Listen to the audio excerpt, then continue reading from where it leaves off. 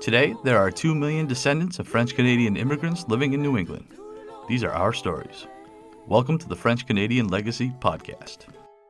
Venez tous jeunes filles et garçons, je vais vous raconter l'histoire de notre immigration ici au USA, de grands aventuriers, de pays étrangers.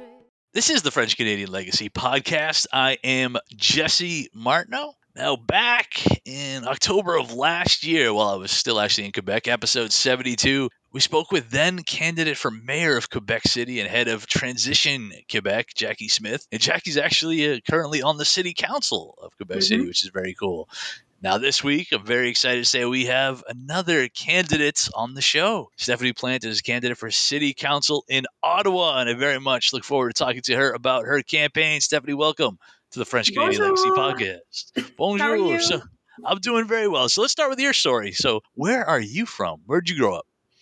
Before I begin, I hope it's okay to say today is the Nationally Francophone Day here in Ontario. It's like the day for Francophone. So we all wear green and white. I mean, I know it's a podcast and you can't see, but I just want to say happy Franco-Ontarian Day to all the Franco-Ontarians. And thank you for having me on this special day. Sure. So I can verify that she is wearing, in fact, a Ontario Francophone shirt right now.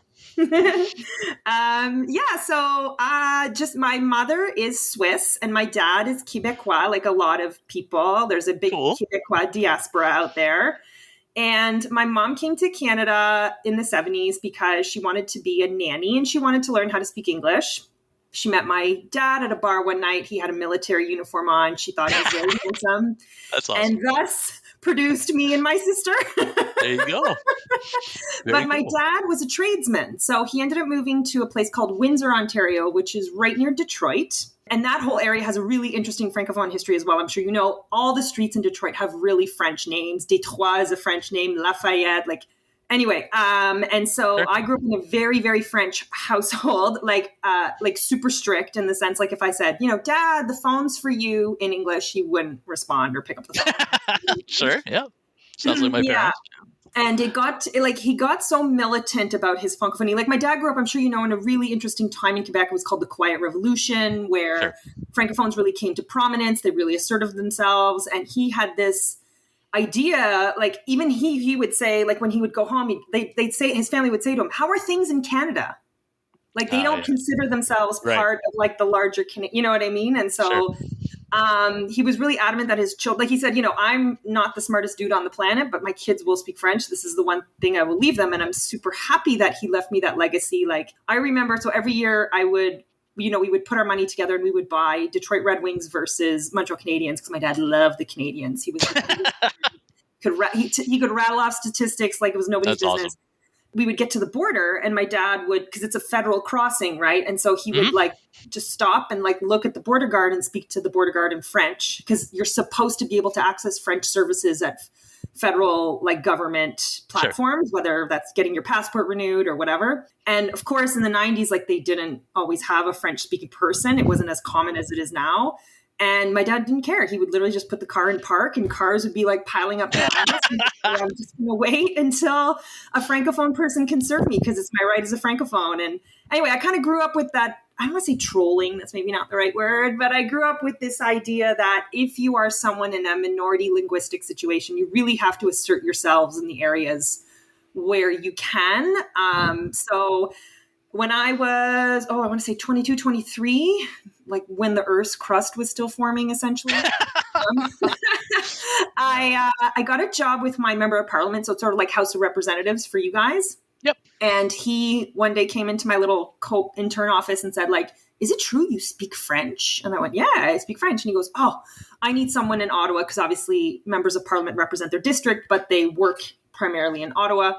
He's like, pack your bags. You now have a job in Ottawa. And so that's awesome. Okay.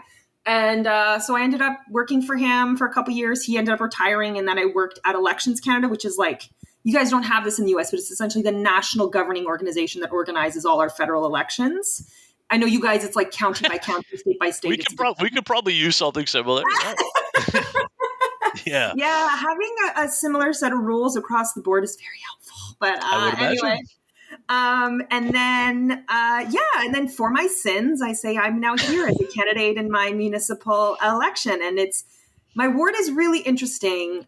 It is probably the most Francophone ward in the city. It has a very historical presence of Francophones, but it's slowly not becoming that. It's slowly becoming more and more Anglicized, more and more Anglophone as, just in general, all of Canada is becoming more and more Anglophone. It's just sort of the demographics of the country and of this ward. But this ward definitely, you can walk down the street.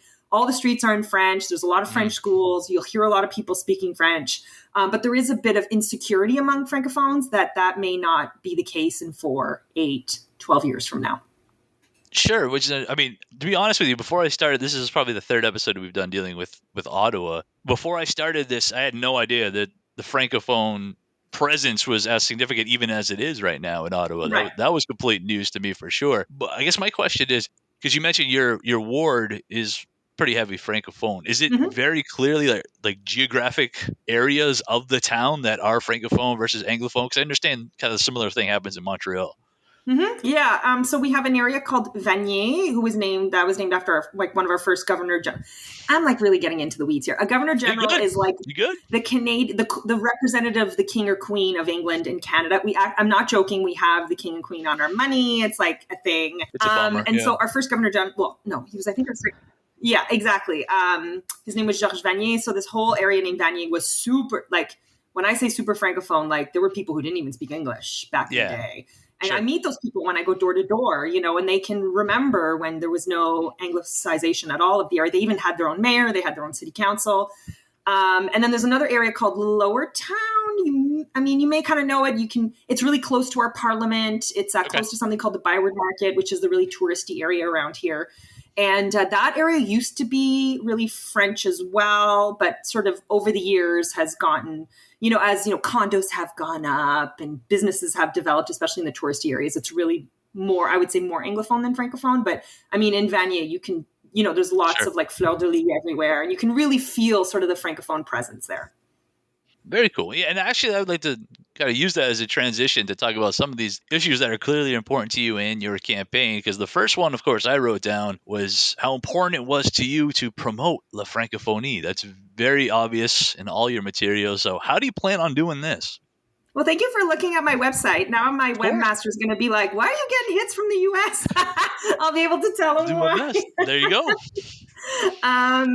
So when you are at City Hall, whether you're working at City Hall, you're a representative at City Hall, it's a bit of a struggle to sort of make sure that Francophones get the services and the Parks and Rec they need. And so, for example, if I want to sign my son up right now for a swim lesson at his level, I can tell you it won't be offered. I know it won't be offered. They kind of offer a lot for really young kids learn to swim. But as they get older, they're offered less and less. We've had to go to Gatineau, which is the Quebec side. We live really, really close to the Quebec side, for Parks and Rec at his level, an age appropriate level, just to make sure they were in French. And I'm really lucky. I have a car. I can do that. And, but then I have to pay the extra Parks and Rec fee because I'm not from town, and there's the gas to get there, and, scheduling. And it would be so much easier if those things were on the Ontario side. And so if I'm elected, that's absolutely something I want to address, is the imbalance in Parks and Rec offerings, because as you know, if you don't offer it when they're little, it's not something they think that's important, right? Sure. So, yeah. And so the other thing too is we want more French daycares, because we figure if kids can start school already having a really good base of French, and they exist up these all French daycares, there's just not that many of them, then the kids will start French grade school speaking French really well, which is really important, because right now we have a lot of Anglophones that want to learn to speak French, which is great, and they want to come into our schools, but then their language is a bit taking over, and you hear a lot of English in the hallways, in the classroom. And we're hoping to kind of reverse that trend by offering services at a very young age that can help kids and the parents develop their French and be really proud about speaking French. It's a cool language, as you know.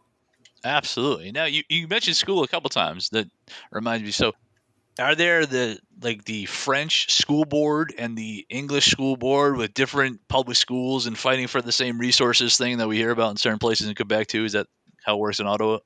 That is correct. Yeah. So what happened, you'd have to go all the way back to our constitution, but essentially in Ontario, we have 4 school boards. I believe it's super regional in the US. It's not as bad here. Like they kind of distribute the money evenly across the province, but we have English public, French Catholic, English Catholic.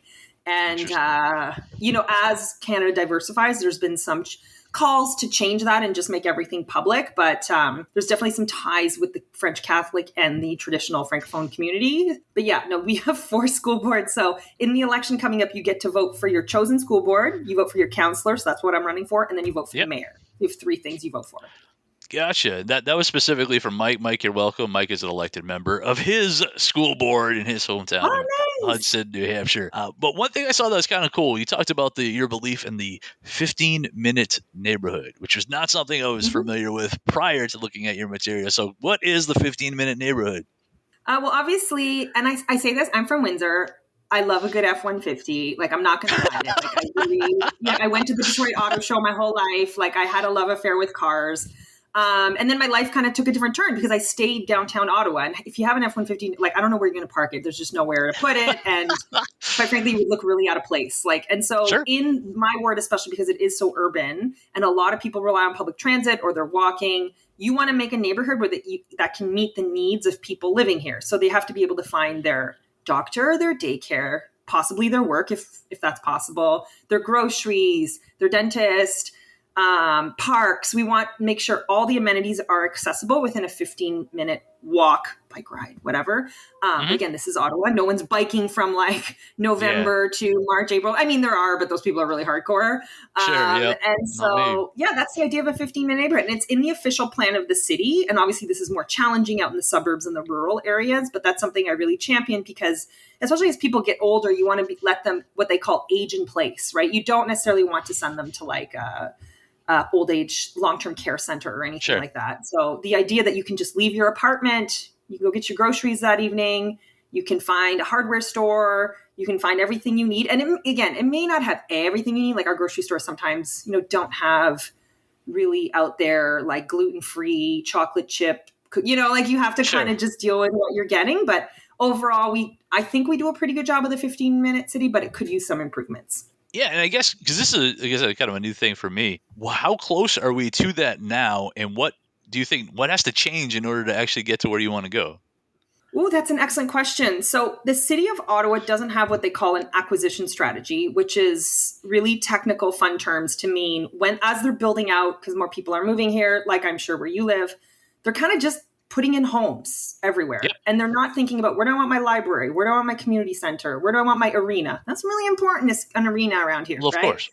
And so one of the things I want to do, if elected, is make sure the city has like a comprehensive acquisition strategy. So as we develop and as we put in more houses and more high rises, we can think about what kind of public amenities we can offer these communities, and we can plan for it adequately. Because now it's kind of a bit hodgepodge, and or some communities that have no community centers whatsoever, very little parks, or some communities that have an abundance of parks. And anyway, so we kind of have to make it more balanced. And that's one of the things I hope to do with, like I said, the acquisition strategy. So in Montreal, which I'm surprised actually Jackie didn't talk about this because it's really great. They have something called a right of first refusal. And so any commercial property that goes for sale, the city has the first dibs on it. Like, really? The city can say, oh, that strip mall, that's really interesting. Do we want, I think they have it for like 30 days or 60 days. I forget now. And obviously the owner doesn't have to accept their offer, but it allows the city to say like, oh, maybe this area doesn't have a library. We want to put a library, or this area, they could use some public housing because there's an overabundance of public housing in the neighboring ward, or whatever the city feels is best. And so I kind of am hoping we can get that here as well. And that's something I'm definitely championing when I go door to door. It's, like I said, it's kind of technical, but people get it.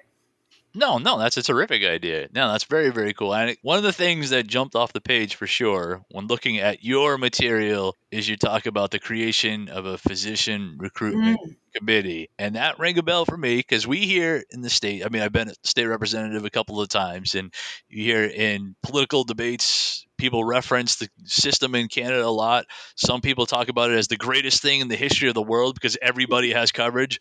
Other people talk about how it's the worst thing in the history of the world because you have to wait 80 days to talk to anybody. What does it look like for you guys in Ottawa, and how are we going to make that better? So that's a really interesting question. We have a lot of like really world-class hospitals. We have, I think 3, I should know this, but we don't have any in my ward, but I know we have 3. I've given birth at one of them. There you go. And the hospitals actually do a really good job of recruiting specialists. So heart disease, all that stuff. They're very good at it. What we're not good at, or actually we're quite terrible, if I can be frank, is recruiting family doctors. Yeah. And yes, you are correct. The Canadian system is supposed to be equal and accessible to all. There's obviously delays. And the thing that I hear more often and that we're kind of in a crunch about is the lack of family doctors. So in my ward, I have the University of Ottawa, which is Canada's largest bilingual university. It has a med school. Very specifically, it has a department of family medicine. And They graduate about 40 to 50 doctors a year, and none of them stay in Ottawa. They get recruited to go to other cities. They get perks, they get their student loans forgiven, they get a whole bunch of things. And it's caused a big problem. Like I go to Dorda and I hear things like, I have to go all the way to Toronto, which is 4 hours away, just to see my family doctor from 10 years ago. I know. That's crazy. No, that's crazy. Or they only have telehealth service, which is like a virtual service with like, can you imagine like showing your doctor like what was wrong with your arm or something like on the screen? Right. Yeah. And what I don't understand, and this is why I really want to kind of grab the grads, like the future grads while they're in the city, is that they spend about 6 years here. They spend 4 years doing their undergrad and then 2 years doing their residency in our community settings. And I don't know why they don't stay. And so I'm not a doctor, so I just want to do things like survey local doctors, and maybe offer some nice little carrot perks. Like, I'm sorry, we have to kind of address the reality that we don't have enough family doctors.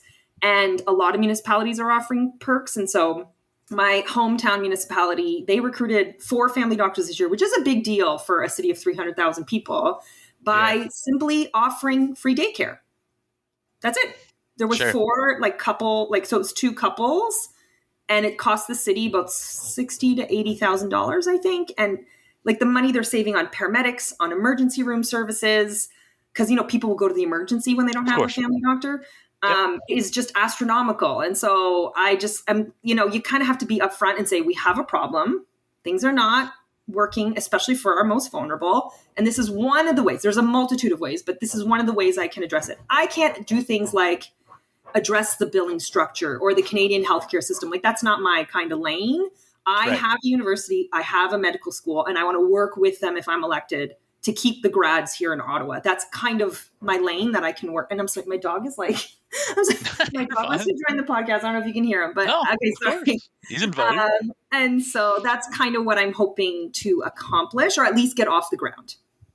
Yeah. I mean, to me, that's just very foreign, because if there's a giant community in need of doctors, or that's a great business opportunity for somebody who just came out of school to be able to jump into that situation. But obviously very, very different where you are. For sure. And when I lived in Windsor, a lot of people went to Detroit for care. Like a ton of people, just because it was faster. Yeah, you had to pay out of pocket, but if you had the means to pay out of pocket, you could, or just, they just felt like there was more specialists, there was more options, because Windsor's pretty small. But I mean, again, I can only work in the lane that I'm legislated to work into. And so I think if we kind of get the grads, make them feel guilty. I don't know. I'm kidding, by the way, but yeah, sure. No, provide an incentive for them to stay there. Absolutely. Exactly. Yeah.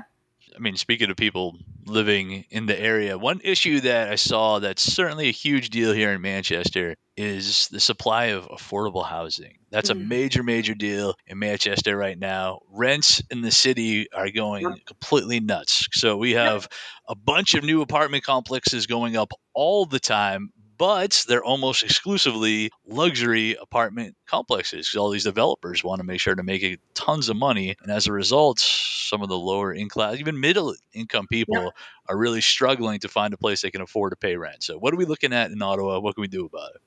We have we're a bit unique, I think, over here, because as I'm talking to you, we have a lot of empty government buildings.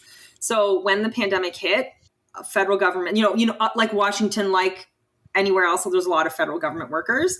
Of course. And let me tell you, they are kicking and screaming to not go back to the office full time, which is kind of great in a weird way for this housing crisis, because there's a lot of empty government buildings and they're spread out throughout the city. So one of the things I have in my platform is I want to start this conversation like, in French, we say c'est quoi le plan de match, which is like a hockey term. Like, what is your plan for the season? Because they haven't said what that is. And I just don't think we have time anymore to dilly-dally. We have a housing crisis. We have these empty buildings.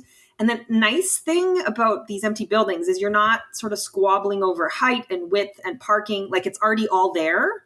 So when you're entering into these conversations about, converting them into affordable housing, and by affordable, I don't mean necessarily social housing, which is great too. We need more of that. But like you said, for that missing middle who, for a 1-bedroom, they don't want to pay $2,500 a month and can't afford it. I mean, that's wild, right? Correct. Yep.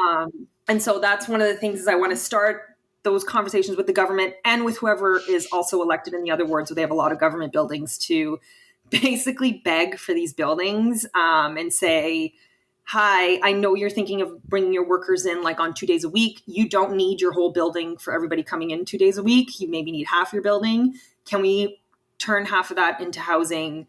Can we get this building and you toss everyone into another building? Like, there's ways we can work around this that don't involve, developers. And I'm not, there's a bit of vilification of developers in Ottawa right now. And don't get me wrong, they kind of deserve that vilification. They've done some really interesting things over the years. But the reality is we have to work with them, right? We have to work with tradespeople. So if we can work with them under parameters of stuff that already exists, to me, that's a lot easier than building something from scratch. Yeah, for sure. It definitely creates an interesting situation. It certainly does here in Manchester, I would imagine there. Because a lot of times developers come in and they will take over what was semi-lower income places and then all of a sudden now build it up to super expensive, high loft, giant buildings that are now can charge way, way more than they ever had. But what happens to all those people who that was their neighborhood before? Another issue, I'm just kind of flying through here because I think it's interesting because you have a lot of interesting stuff that definitely rang true because it seems to connect either with what I'm dealing with here in Manchester or what I saw in Quebec City. And one of the things that definitely caught my attention because you talked about it all the time when I lived in Quebec was the transit situation. Oh, God. You could not go 5 minutes talking about anything local politics without discussing their transit situation. So what are we looking at in Ottawa right now? How does that get better? Well, if you're interested too, the Quebec actually has a provincial election going on right now. And like it's front and center in that election as well. For sure. So it's a big deal. Yeah. So we have something called the light rail, which actually took off. Like it took a couple years to build and it took off right before the pandemic. There was the first ride, I believe was like October 2019. And then, oh my God. So then they were like, the wheels are not adjusted for the winter, which is absurd because we have a lot of winter. And then there was a lot of problems with public-private partnership. And they found out a lot of things. There's this like whole commission investigation going on right now. And then on top of that, because they had the LRT, which by the way, when it runs good, it runs really well. It's just a lot of the time, it's not even running at all. So problem. They got rid of a lot of our bus fleet, which was serving the area kind of in and around the LRT. So not only do we not have the LRT that doesn't work, we don't have the buses to support the LRT when it's not working. So it's kind of a hot mess all over the city. No matter where you live, it's a mess. And in my ward, we have 3 stops to the LRT. And initially we thought we were really lucky, but turns out you're kind of careful what you wish for, right? So one of the things I have on my platform is number 1, I will implement the recommendations of the LRT commission. So we have this whole commission. There's a judge who's looking into the problems with the LRT because this will kind of inform any public-private partnerships going forward because that's what the LRT was. And the other thing too is whoever wins the mayorship, I think that's the right word, they will be doing kind of a reorg of a lot of our bus services. So I want to make sure that none of the communities in my area are affected because we are downtown and a lot of people rely on the bus exclusively. Sure. Yeah. And then the last thing, and there's other things, but I think this one is also important, is so on Thursdays in Ottawa, most of our museums are free. So I want to make our bus and our LRT free on Thursdays so that way people are coming to the downtown core. They maybe go for dinner, they're spending some money. And then you can also plan your day around that Thursday. Maybe you have a doctor's appointment downtown. Maybe you want to go see a movie theater. I kind of want people to kind of center their thinking of tourism and visits and special days around my ward because I want to show it up. So yeah. No. It's good for business for sure. Yeah. Yeah, exactly. Like there's some people that think we need to have completely free transit. Like I think in Boston now the mayor put in completely free transit. I could be wrong, but she is that what she did? I could be wrong. I know the people have talked about it for sure. I know Jackie had talked about it when she was running for mayor. Right. So I'm not so sure I'm sold on that, only because I think we need to reorganize the lines more effectively before we look into that. But if we can definitely pilot like a 1 day free, I think that's a good start. And then we can go from there. I appreciate the 1 day free museum pass. That was cool. That's always fun. Hey, if ever you come, let me know. Happy to take you. So, I mean, it's funny. I was just up in Quebec City. We went up for our Labor Day. Because I'm like, oh, great, holiday weekend. I'm going to go up there, have a long weekend. It's not going to be super packed. I'll come to find out it's the holiday there too. So I was not getting ahead of anybody, but it happened to be the first Sunday of the month. First Sunday of the month up there is free museums. And one thing that is kind of a fun aside, which I thought was really strange when I first started, because I did some hanging up of those signs during Jackie's campaign. Oh, nice. And they said to only put it up in public spaces, which to me was completely backwards, because here where I am, all the lawn signs go only on private people's home, lawns and spaces. If you put anything on a public space, the Department of Public Works is going to come take it down. You're going to lose that sign. So very, very different approach. Yeah, and we have we're getting really in the weeds now. We also have public financing for our campaign. So you can't be like a super PAC. They have a version of it called third parties, but they're really restricted to I think $40,000. You can't raise much more than that. And then when you donate to a candidate here, you get a tax rebate. So the government is actually sponsoring your sort of democratic engagement by saying, okay, you donate to that party and then you get $50 at tax time or whatever. Gotcha. And okay, so one other thing I wanted to touch upon, because I don't want to steal too much of your time here, but it's okay. One other thing I did want to touch upon, that again, topic I saw all the time when I was living up in Quebec City for the 6 months, was the issue of kind of the challenges facing a lot of the First Nations and what can be done here. So I guess maybe can you give us kind of some ballpark of what we're looking at now in Ottawa, and what's the road going forward? Yeah, well, first of all, thank you for asking. Not a lot of people ask about that, and that's a very important subject for all of Canada, not just the nation's capital. It's reconciliation with our First Nations people should be top of mind in any election campaign, whether it's municipal, provincial, or federal. Our First Nations, I actually think we're really lucky in this ward, because we have a lot of Inuit people, because we're like a feeder city, like a medical hub, cultural hub for people living in Nunavut, Northwest Territories, and Yukon, which is our kind of like our Alaska, you know what I mean? Yeah, right. Yep. And so they come here for school, medical services. We have like schools where kids learn Inuktitut. They take Inuktitut all day long, which is the language they speak up there. I'm very adamant that there's two things in my platform. Number one, I don't actually have a platform for the Inuit and First Nations, because I actually think they're independent. They can decide what they want to do, and they can decide what their needs are. I'm just like the vessel for them to get that, help them achieve that. I'm not going to come in and tell them what they need. They're going to tell me what they need. Of course. And the second thing is, I want our municipality to officially recognize September 30th, which is Orange Shirt Day, like with funding and programming and, some sort of citywide aspect to it, as well as in my ward, November 7th is really important, which is World Inuit Day, because we have about 3,000 Inuit living in my ward, and we want to make them feel at home, because guess what? It's cold here for a couple months too, but not as cold as where you are. So we want to celebrate the art that they do. We want to celebrate their culture. And we're really lucky because the Governor General, again, we talked about the Governor General, Mary Simon, she is Inuit. And so, she wants to come. I'd love to have her. Very nice. So what was that first holiday you had mentioned? It's called Orange Shirt Day. And sorry for not explaining. Yeah, it's a day to recognize our, sadly, our residential school system, which we had here in Canada. And the long-lasting effects this has had on First Nations. And there's talk about actually making it a national holiday. I think that's a great idea, actually, to make it a national holiday. But in the interim, I want the city to be more proactive on the programming we do and the awareness we do. And to be fair, like our libraries do a great job and our schools do a great job. But it would be nice if the city did a little bit more as well.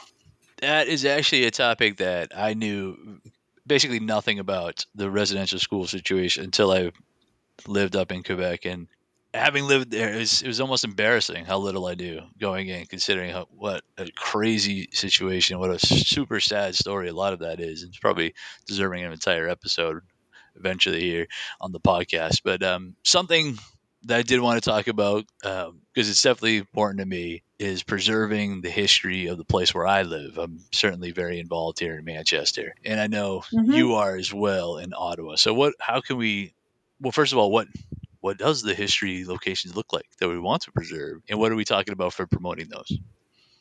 Well, good question. So I absolutely believe, and it's not really my lane because it's provincial, but I absolutely believe our schools are probably the best vessel by which we can preserve our language and our culture. Kids going to French schools, speaking French all day, listening to French music, watching French YouTube, like that's one of the best ways they can not only retain the language, but make French culture sort of popular around the world. So I'll just give you an example. My son sadly plays too much video games. And I insist that he play with French gamers because that way he's at least talking in French and playing in French and swearing in French and whatever. And so, yeah. But that is such a great way for, he hears different accents, from like Francophone Africa or like Belgium or France. And they strategize together, and it's just a way to inculcate more French into his brain without him even realizing it because he's loving what he's doing. And so I think if we can do these like types of little tiny things, like anytime we watch Netflix, we make sure it's turned on to French. So even if it's an English program, we're listening to it in French. And I don't know if you guys actually have those options in the US, but in Canada, you have to, the government mandates if you want English programming, it has to be also available in French for a certain percentage of entertainment. And so, we have those options when you turn on Netflix to make your Netflix in French. So right now it's just instinctual for him, right? He logs on, he watches TV. It's all like he watches The Simpsons in French, like Homer Simpson in French. That's awesome. And so I just think it takes a lot of kind of memory, but eventually it just is automatic and you just know to kind of turn your brain to make everything in French. But it's, parents need a lot of guidance. I've spoken to parents who didn't even know Netflix was available in French, who don't think they can send their children to French school or French immersion because they don't speak French at home. And it's just kind of letting parents know what their rights are and why it's important for their children to kind of be the next generation of kids who will wear hats like the one you're wearing right now. Yeah, always do it, my Quebec hat. That's very awesome. Yeah, your hat's great. Is this cool that you mentioned video games? Sorry, quick aside. One of the first people that I was fortunate enough to connect with through the podcast was somebody who's now a big friend of mine in Drummondville. He's a teacher there, and he actually learned English because he wanted to play video games. And there were just more options to connect with people in English than there were in French. So that's the entire reason he learned English to begin with. That's through awesome. Video games, which is kind of wild. It's again something I never think of, but this has been cool. We can definitely do this forever. But one question I absolutely have to ask before we go, because this is something obviously super important to me, in that, just different from the campaigning in general. There's a Facebook group that's important to a lot of us here called Rêve de Gagnon. It does an excellent job. The entire purpose of the group is to try to connect Franco-Americans with our cousins in Quebec, trying to find similar issues, things, similar interests, that kind of thing. The whole idea, we do share a history. That does not mean we can't share a future as well. And I'm curious, what can we do? How do we connect better as a Franco-Americans with some of the Francophone communities in Ottawa also? Well, that's a really great question. Well, first of all, what you're doing is fantastic. Like, I learned about you from, I really admire Jackie Smith, and then I saw that she was on your podcast, and now a friend of mine was like, "What's this podcast?" She lives in Saskatchewan, which is a further west part. So I was like, I appreciate that. That's how we kind of make those links with the greater community, because as cheesy as it sounds, we're stronger when we know we're all out there and you're not alone, right? For sure. The other thing I think is really interesting is the model they have in Louisiana. And so my mom, when I was, 11 or 12, she's a teacher, and she went to Louisiana for a couple months to teach French. It was like some sort of exchange program. And I remember going down to visit her and visiting the Superdome and the French Quarter. And I think like those kind of exchange programs are so valuable because I did not know the history of Louisiana, or that it was so French, or like that they're trying to sort of revive the French there in the school system. And I think those things are so, so important. Even they have programs here in Canada where kids from Quebec can go to France and go to school for free, and kids from France can come to Quebec and go to school for free. Wow. I just think that sort of exchange is so valuable because it sort of shows that we're not alone. Like, not that I hang out in France all the time, but my friends who are there, a lot of English that's kind of creeping into the language. Like you'll say, "J'ai été avec mon manager prendre un hamburger." Like they are really now speaking a lot. Yeah. So it's important that we sort of uplift each other, and it's important that we know we're out there, and don't be embarrassed. Like I have people who are saying, "I don't want to speak French because my French is so bad." I'm like, don't worry, say what you need to say. Like if you want me to correct you, I will, but I'm not gonna not speak to you because you're speaking slower or you're trying to find your words. Like it's like anything in life. You just have to kind of keep at it, and hopefully, we can keep the language going strong with, and what you're doing is a perfect example. And probably my favorite example is the Toronto Maple Leafs. Like they are terrible, but their fans stick with them. And eventually that will pay off, right? So very, very, that is true. But this has been an awesome opportunity. Again, we've been speaking with Stéphanie Plante, candidate for City Council in Ottawa. Stéphanie, if someone has interest in your campaign, where should we send them? Oh my, so many spots. So I'm not on TikTok, and that's on purpose because I'm old. So my website is stephanieplante.ca. So it's STEPHANIE PLANTE, like the goalie.ca. Don't add the like the goalie. It's just stephanieplante.ca. And then my Instagram is at 613, so SIXUNTROIS. And then it's just Stéphanie Plante. You'll find me on Twitter or Facebook, but I'm probably more active on Instagram because I just find it's the most user-friendly. Awesome. Well, Steffi, thank you very much for joining us. I appreciate it. Thank you so much for having me. Bonne journée. Now our fathers look at us and sigh with despair, to think that everything they love we simply do not share. But the spirit never dies, our culture will survive. Each of us must choose how much to keep alive. Each of us must choose how much to keep alive. Special thanks to Josie Vachon for providing the music. You can find more about her at josievachon.com. This podcast was produced and edited by Mike Campbell. If you have any questions or comments, please email us at fclpodcast@gmail.com. You can also follow us on Facebook, Twitter, and Instagram at FCL Podcast for more information about the topics discussed. If you enjoyed the show, please subscribe and leave us a review on iTunes or wherever you listen to this episode.